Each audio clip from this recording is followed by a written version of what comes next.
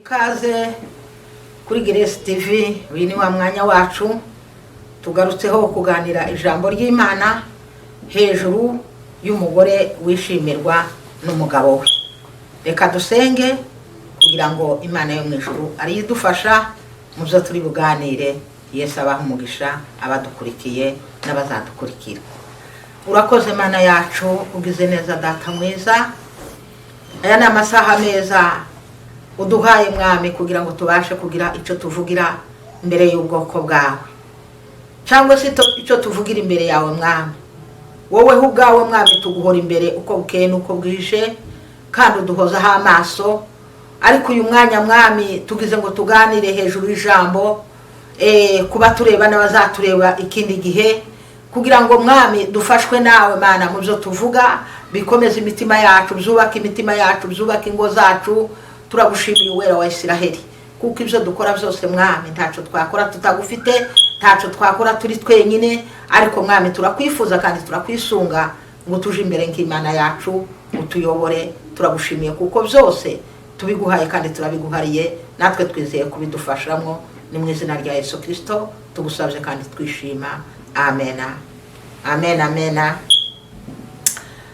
Nkuko twari tubivuze, ikaze bene data mwese, abari kure n'abari hafi, abatubona ubu n'abazatubona ikindi gihe. Uyu ni umwanya mwiza tugarutseho nkuko twari tubivuze, kugira ngo tuganire ijambo ry'Imana bikurikiranye n'umugore cyangwa se umufasha unezeza umugabo we. Turasoma ijambo ry'Imana hano mu gitabo cy'Itangiriro, ni ibice 2 no ku murongo wa 18. Reka dusome. Kandi Uwiteka Imana iravuga iti, si byiza ko uyu muntu aba wenyine, reka muremere umufasha umukwiriye. Amen. Yesu nashimwe. Tugiye kuganira ijambo ry'Imana hejuru y'umugore.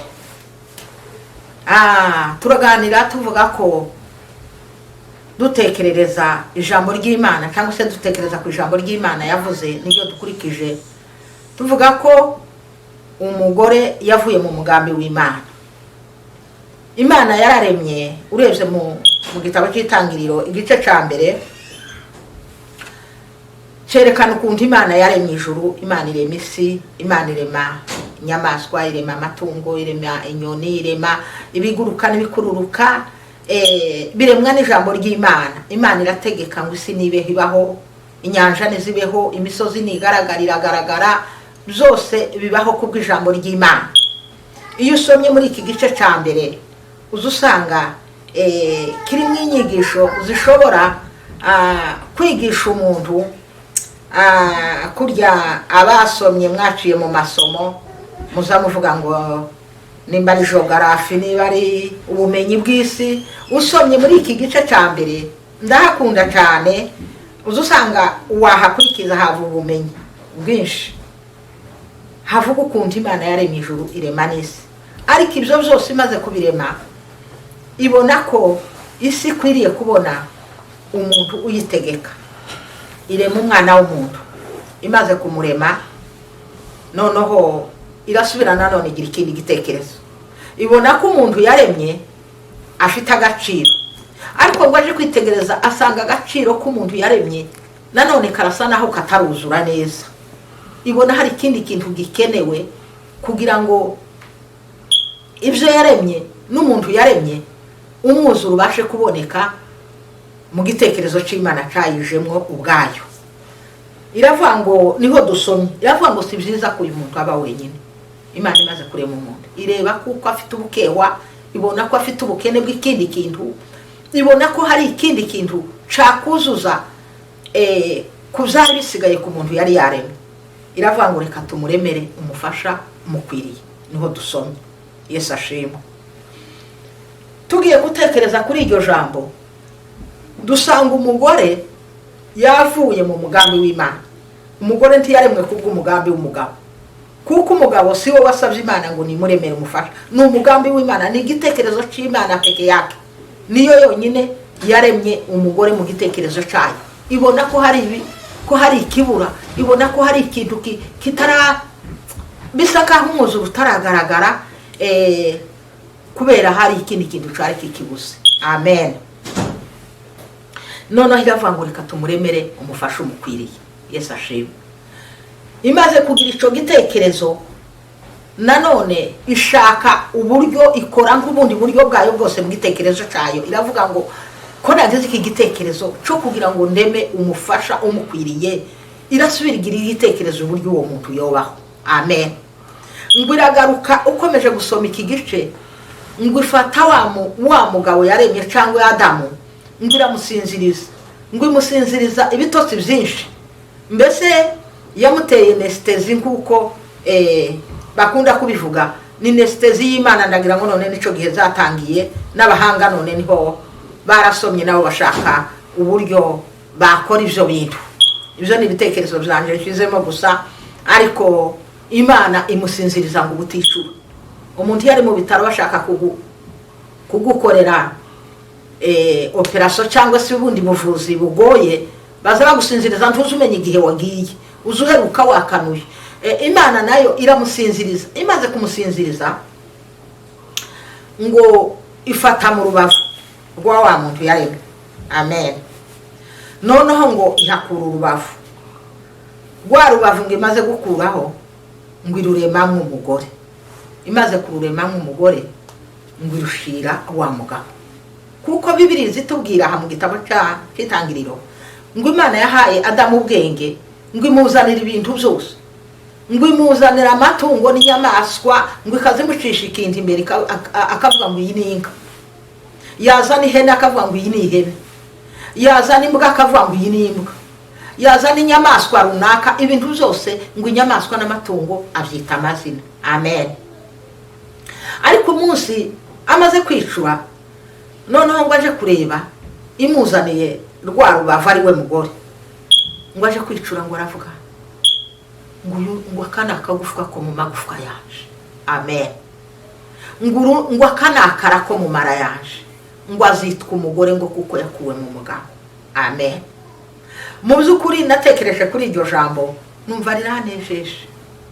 Kandi mu buzima zatekereza umugore, gasanga umugore yaremanga ubwiza budasanzwe. Umugore ni mwiza, umugore ateye neza, umugore ni naco gituma uzusanga abagore ari bagira isuku ku bagabo. Nuko Imana yagiye kumurema, ntiyamukura ku kirenge. Iyo ije kumukura ku kirenge twabaye abanyamwanda, cyangwa se ntiyamukura ku ruhande ahandi ko ku gitugu, zenda twahuye n'ibindi bintu bitwaraza. Ubundi ntiyamukura ku mutwe, ibiva hejuru bihanuka byoduhanukiye. Ariko umugore kuko ni umuntu wubashwe, ni umuntu w'agaciro kanini cyane, imukura mu rubavu.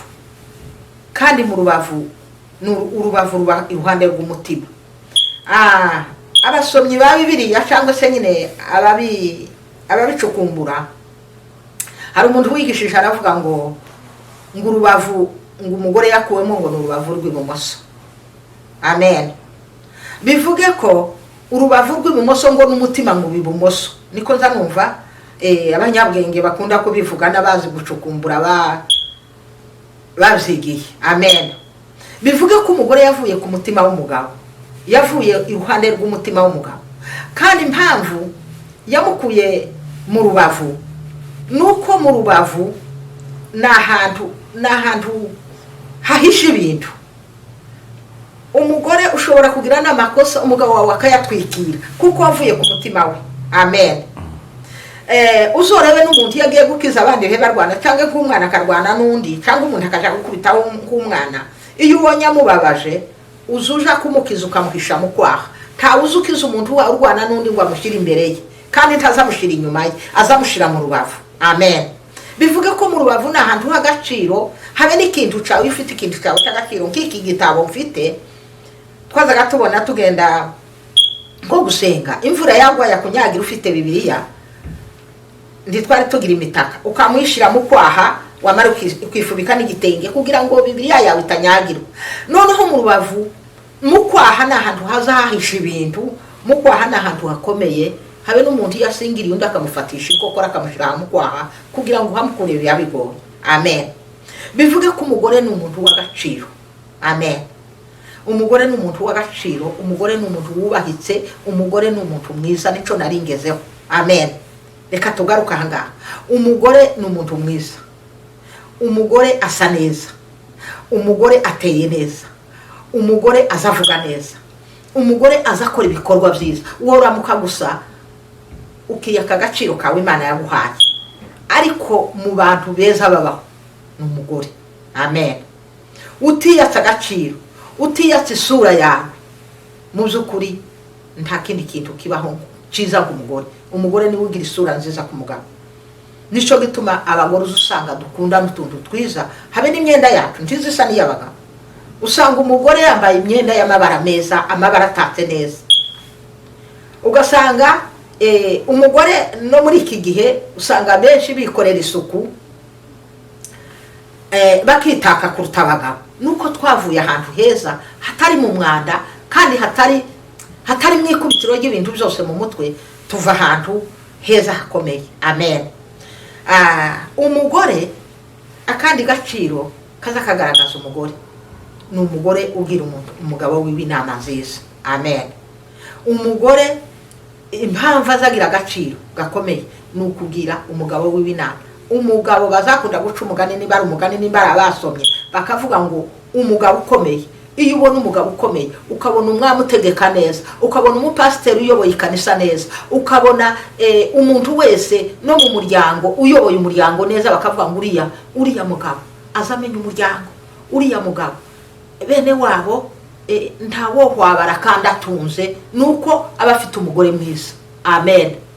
Abantu bakunda gusapotinga imiryango yabo bagafasha abantu bakagira gute, nuko abafite umugore umuteye ingabo mu bitugu. Amen. Kandi umuntu ugira ubuntu wa mbere n'umugore. Ubundi kandi umuntu ugira ijisho rimenya ngo ahangaha harakehanye ni umugore. Cyane dushize ko mu by'imiryango. Umugore cyane reka mvuge aho natuye. Aha mu bizungu tuhaje dushaje, ariko tukiba nkaruguru ku rugero ntanga, tukiba nkaruguru waza gusanga umugore ari umenya ngo kwa naka baratekesheje. Akabwira umugabo, ese kwizi nkazi byaye kwa kanaka turi kubona ko batekesheje. Noneho agatuma umugabo atiza mu muryango, akavuga ngo reka dutize kwa nakinka akame. Ariko biba byavuye habe no kugaba inka. Iwacu bazaga baca umugani ngo inkizi biva mu mbere. Habe n'umugabo ugaba inka cyane ugasanga aragaba, nuko abafite umugore umuteye ingabo mu bitugu, utuma ko bamenya umuryango, bakamenya babandi bagize ico babuze, bagize ico bakennye, ugasanga arabafasha. Nuko abafite umugore bimufashamo kandi bimwemeza. Amen. Umugore ni umuntu w'agaciro. Urugo rutunganye, urugo rugaragaza ingeso nziza, cyane cyane biba bituruka ku mugore. Amen. Biba bituruka ku mugore. Imana ishimwe. Ubundi kandi hari ahantu twasomye wa munsi turavuga ngo umugore mwiza ngo umutima w'umugabo wiwe uzumwiringira. Amen. Ese amwiringira gute? Iyo ari umugore mwiza, umugabo ni yazindutse usanga atagendana impungenge ngo umushyitsi yorara kararusa.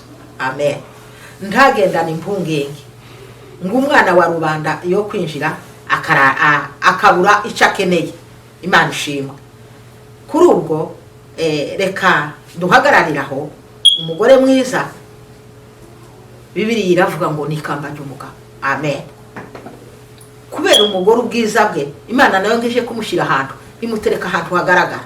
Muzi ikamba ntiyamushize ntiyabaye ikamba ry'umugabo ngo akandamize umugabo. Oya, umugabo ufite umugore mwiza niyo yaserutse mu bandi bazavuga ngo ariko bakabwirana ngo ari kuza urugo rwa kanaka, ngo narayi wiwe, ngo urugo rwiwe, ngo umugore wiwe. Baje kumuvuga bakamutaka kurya wabereye umugabo ikamba, kuko ahinguka. Iyo umugabo ahingutse batangira gutaka umugabo wiwe. ngo azabere umugabo w'ibikamba. Reka tugarukiraho, ariko tuzakomeza, ariko tumenye kuko twaremwe turabafasha. Umugore ngo yaremwe ari umufasha, waremwe uri uwo gusapotinga umugabo wawe mu magambo, mu gutanga, mu gukorera urugo, mu gukorera umuryango. Iyo usanga umugabo ukora imirimo myiza, cyane cyane nuko aba afite umuteye ingabo mu bitugu, ari we mugore. Wa mugore we umbona nuzombona ikindi gihe, cyangwa se utwumva, nukuri turi beza kandi turabana beza, turabantu batumwe mu miryango yacu kugira ngo tugire ico duhindura, tugire ico dukora, tugire ico twuzuza. Imana yaremye umuntu ibona hari ikintu kituzuye, iza kucuzuza. Umugore yabonetse. Imana iduha umugisha kandi Imana itugirire neza. Yesu abaha umugisha. Amen, amen.